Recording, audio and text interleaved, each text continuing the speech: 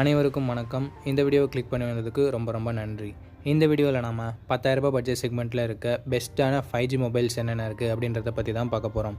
5G mobile தான், but camera, display, gaming, performance and charging, battery அப்படின்னு சொல்லிட்டு எல்லாமே பெஸ்ட்டாக இருக்க மாதிரியான 5G மொபைல்ஸை பார்க்க போகிறோம்.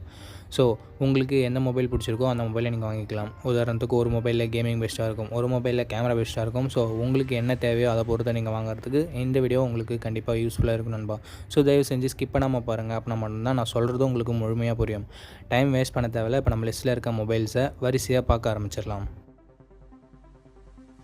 ஓகே நண்பா, இந்த இடத்துல நம்ம பார்க்க போகிற மொபைல் லாவா பிளேஸ் 2 அப்படின்ற ஒரு மொபைல் தான். இந்த மொபைலில் நமக்கு 6.5 இன்ச்சஸ் HD+ டிஸ்பிளே மட்டும் தான் கொடுத்துருக்காங்க. IPS LCD பேனல் தான்.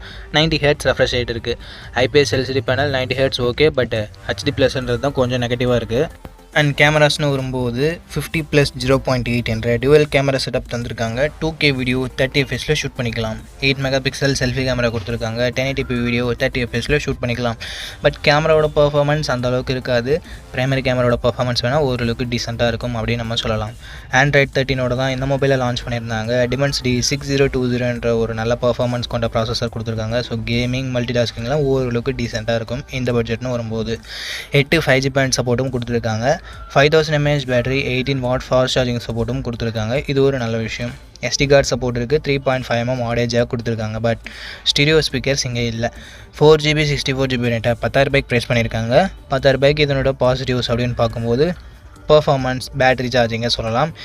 அண்டு நார்மலாக இருக்கிற விஷயம் அப்படின்னு பார்க்கும்போது கேமரா ஓரளவுக்கு நார்மலாக தான் இருக்குது. நெகட்டிவ் பாயிண்ட்னு பார்க்கும்போது செல்ஃபி கேமரா இங்கே கம்மி, டிஸ்பிளே இங்கே கம்மி.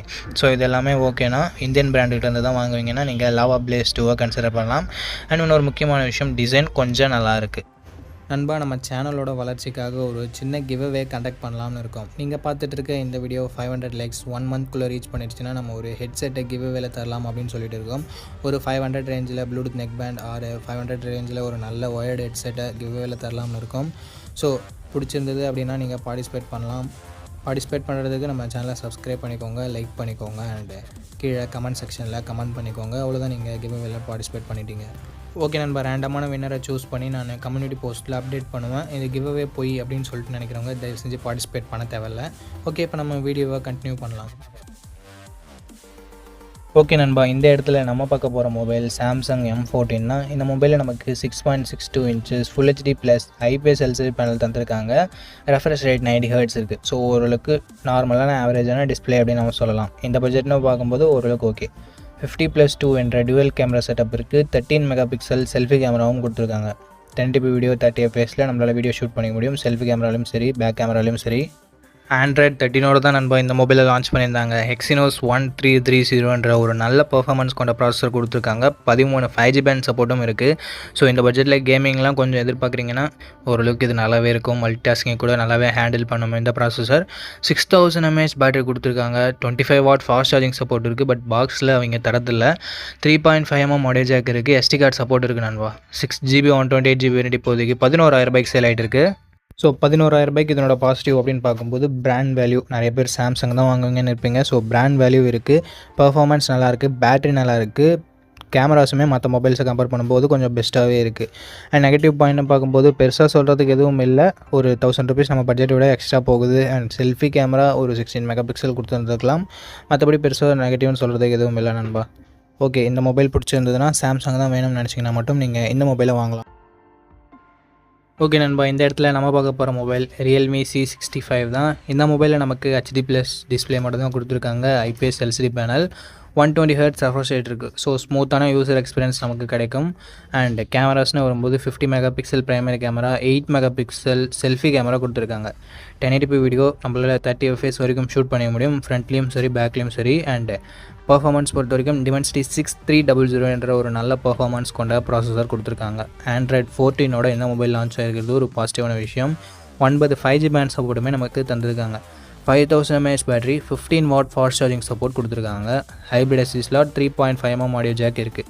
4GB 64GB வேரியன்ட் 10,500 சேல் ஆகிட்டு இருக்குது. பட் ஆஃபர் டைமில் நமக்கு 10,000 கிடைக்கும்.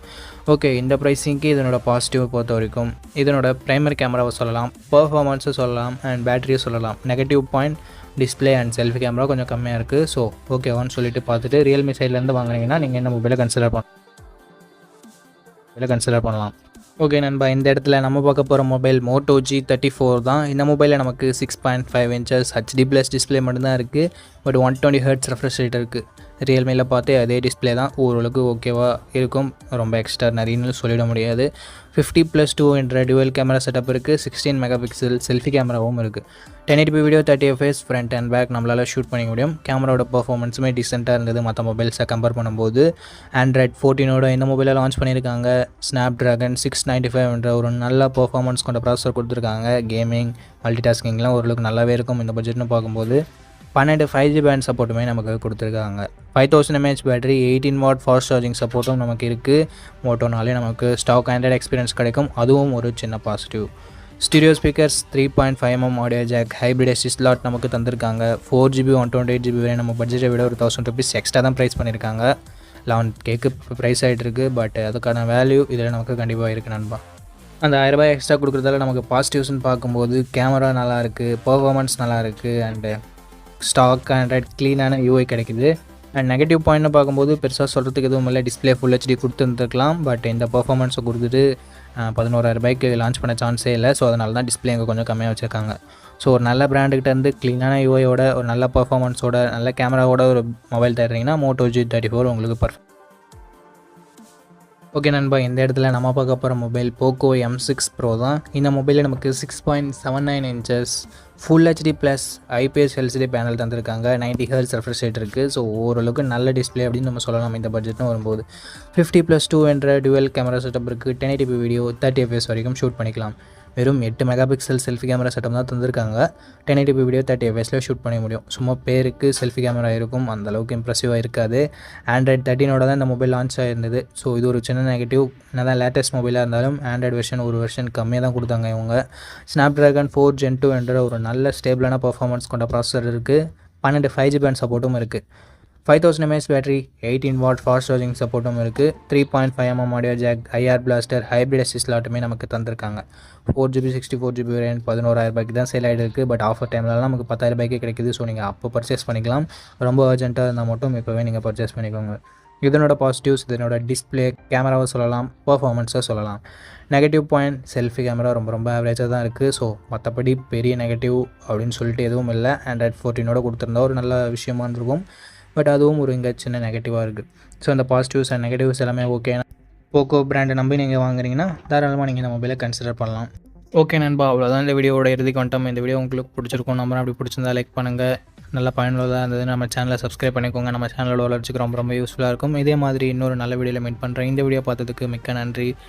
வணக்கம்.